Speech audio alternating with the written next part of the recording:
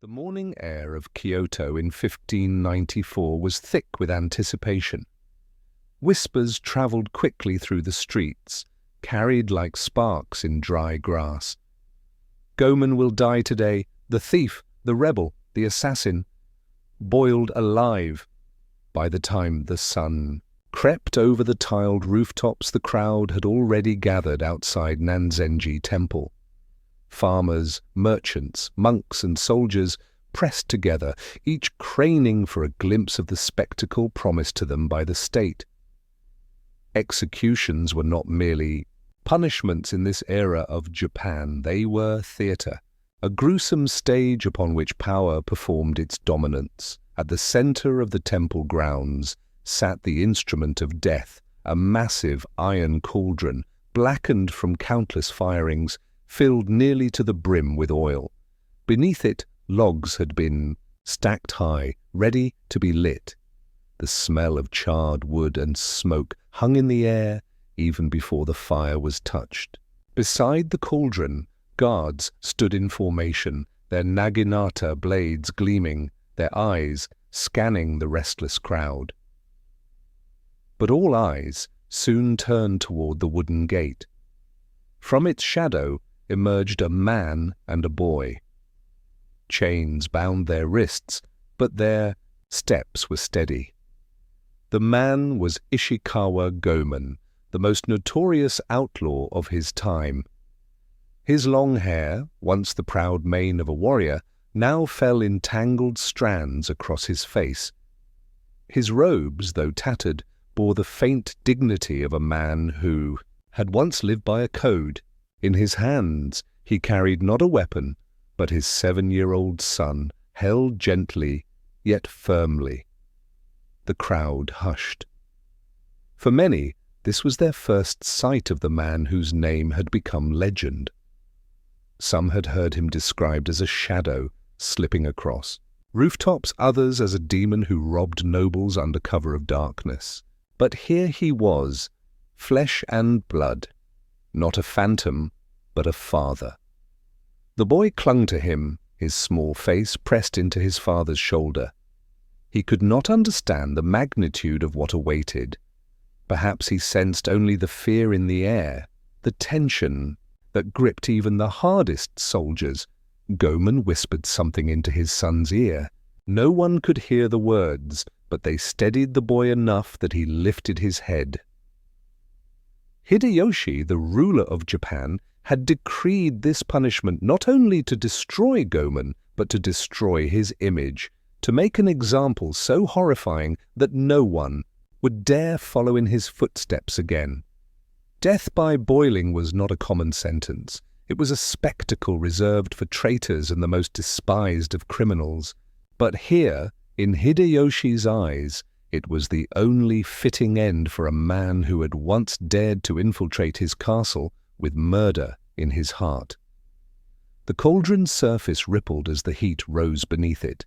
Steam began to rise in thin, ghostly tendrils, catching the morning light. The people murmured prayers under their breath, some for Gomen's soul, others for the child, though they dared not speak their sympathies too loudly. At that moment, Gomen looked out across the sea of faces.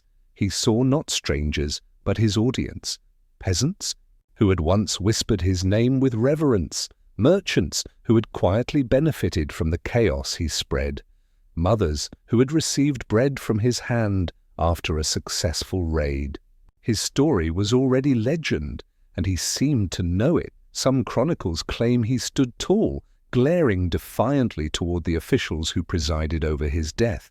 Others insist his only concern was the boy in his arms. What all accounts agree upon is this: Gomen did not beg. When the order was given, the guards moved forward. They placed the wooden steps beside the cauldron and gestured for Gomen to ascend. He shifted his son higher in his arms and climbed slowly, each step echoing like a drumbeat in the silence. At the rim, the oily surface reflected the pale sky. Above, like a mirror of doom, the fire roared to life, crackling beneath the iron belly of the cauldron.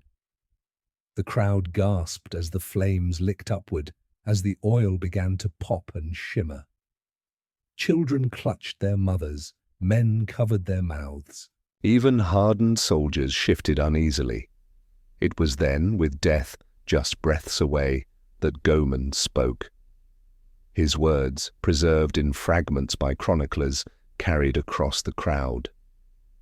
"This is no end. As long as there is oppression, there will be resistance. You may kill the man, but the spirit will remain."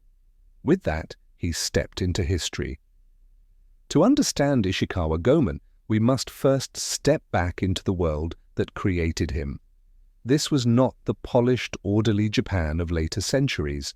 This was the Sengoku Jidai, the age of warring states, a time when the very soil of Japan seemed to tremble beneath the clash of armies. For over 100 years, the country had been fractured into dozens of domains, each ruled by ambitious warlords known as daimyo. Alliances shifted like sand, castles fell and rose again, and rivers of blood carved new boundaries across the map. Samurai marched in endless campaigns, their banners painting the fields with symbols of loyalty that could change in a single night. But amid the grandeur of these wars, ordinary people suffered most. Farmers were pressed into service, villages burned, and famine followed campaigns like a shadow. For the common man, survival often meant bending beneath the weight of warlords who demanded taxes, labor, and unquestioning obedience. It was in this fractured world that Ishikawa Goman was born. Some legends place his birth around 1558 in Iga province, a land known for something that terrified the great lords of Japan, the ninja clans. The Iga and their neighbors in Koga were feared not for brute strength, but for their mastery of stealth, sabotage, and assassination. These shadow warriors fought with poison, smoke, and silence, striking where samurai armor and honor could not reach. To daimyo, they were both invaluable tools and dangerous liabilities. Goman's story begins here, in whispers and uncertainty. Some chronicles claim he was the son of a samurai, others that he was simply a peasant child caught in the chaos. What is certain is that his father died, executed according to legend, by the men of a powerful lord. The boy who watched his father's death was not destined for quiet obedience. Goman fled into the mountains of Iga, where he fell under the tutelage of ninja masters. Here, in the dense forests and hidden villages, he learned the arts that would shape his legend, scaling walls with hooks and ropes, moving without sound, vanishing into smoke. He was taught to wield blades, small enough to be hidden in sleeves, to strike vital points with precision, to read the movements of enemies before they struck. The Sengoku world demanded killers, and Goman became one. But the life of a ninja was not a simple apprenticeship. It was survival. Goman was still a boy when he became a weapon. By his teenage years, he was already slipping through castle walls, stealing secrets, and some say, ending lives. Yet even among the ninja, Goman's spirit burned differently. He was not content to serve unseen masters, not willing to bend his skills to the ambitions of daimyo who saw common men as pawns. And so, sometime in his youth, Goman turned from soldier to outlaw. In a country where peasants bent their backs, under endless taxes where merchants were extorted by both samurai and bandits, his rebellion struck a chord. He began robbing the wealthy, slipping into their estates like a phantom, stripping them of gold, silks, and jewels. But unlike the nameless thieves who preyed only for themselves, Goman shared. He scattered wealth among villagers, handed food to the starving, clothed children with the fabrics of their oppressors. This was not merely banditry, it was theatre. And like all great performers, Goemon understood his audience. The peasants began to whisper his name with reverence. A thief, yes, but a thief who carried justice in his hands. The more he struck, the larger his legend grew. In Kyoto, merchants told stories of his daring escapes. In Osaka, peasants swore they had seen him walk across rooftops like a spirit. He became a shadow, both feared and admired, a man who humiliated the powerful while lifting up the powerless. But legends, like flames, attract the eyes of rulers. And in the twilight of the Sengoku era, one ruler's eyes were sharper than all, others Toyotomi Hideyoshi. By the 1590s, Hideyoshi had clawed his way to the top of Japan's fractured hierarchy. A man born to a peasant family, he had risen through sheer cunning, ambition, and ruthless will until he stood as the de facto ruler of Japan. He had crushed rival clans, unified vast territories, and set his sights on a legacy that would rival the greatest emperors. But for all his power, Hideyoshi could not tolerate challenges to his authority. And Goemon, this outlaw who mocked samurai pride and robbed the wealthy, was becoming not just a nuisance, but a symbol. A ruler could not allow symbols of defiance to flourish, and so Goemon's fate began to close in around him. In the smoke and blood of Sengoku, Japan, Ishikawa Goemon transformed from an apprentice of shadows into something far more dangerous, a symbol.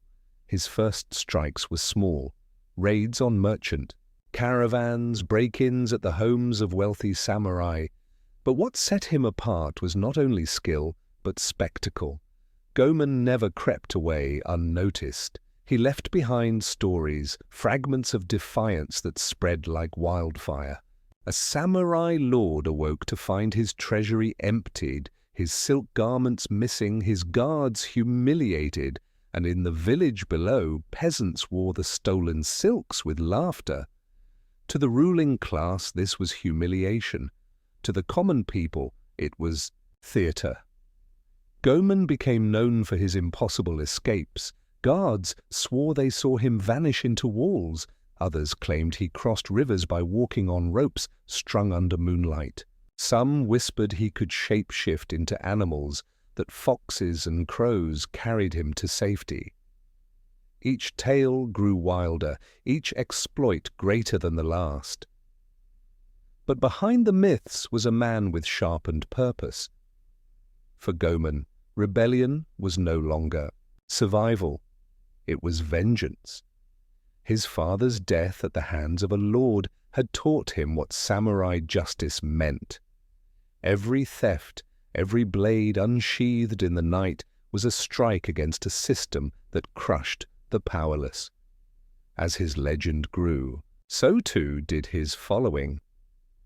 Goemon was no longer a lone ninja. He gathered around him a band of men, outlaws, ronin, runaway peasants, bound not by loyalty to a lord, but by hunger, anger, and the promise of freedom. They struck estates, ambushed tax convoys, and redistributed their spoils. To samurai, they were vermin. To peasants, they were heroes. Kyoto merchants told stories of Goemon leaping across rooftops as guards chased below. In Osaka, children sang ballads of his midnight raids. Mothers whispered his name as bedtime tales, not of warning, but of hope. But the higher Goemon rose, the more dangerous his game became. Because in the capital, Toyotomi Hideyoshi watched. Hideyoshi was not a man to suffer defiance. He had spent decades clawing his way from a peasant's son to Japan's unifier.